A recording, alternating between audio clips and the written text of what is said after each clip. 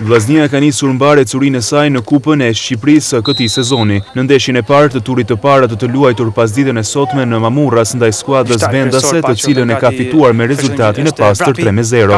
Një rezultat që thuajse ka kualifikuar atë për në turin e dytë të këtij kompeticioni, ndonse janë për të luajtur edhe 90 minuta të tjera pas një jave në Shkodër. Trajneri Cungu ka hedhur në fushë në këtë ndeshje të parë ndaj Mamurrasit këtë formacion: Selimaj, Gocaj, Pjeshka, Vrapi, Gurishta, Bardulla, Kruja, Kalaja, Qinari, Vajtzer dhe Dibra.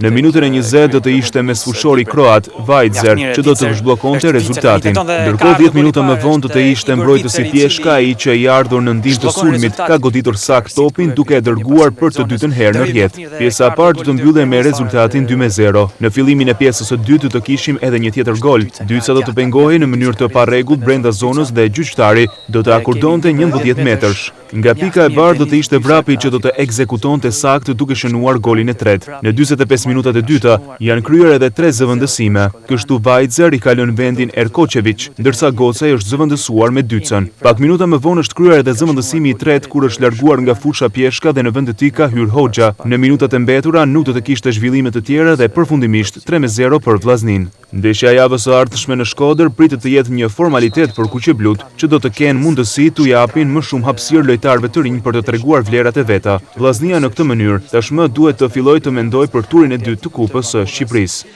3-0 rezultati i përgjithshëm i kësaj ndeshje të parë.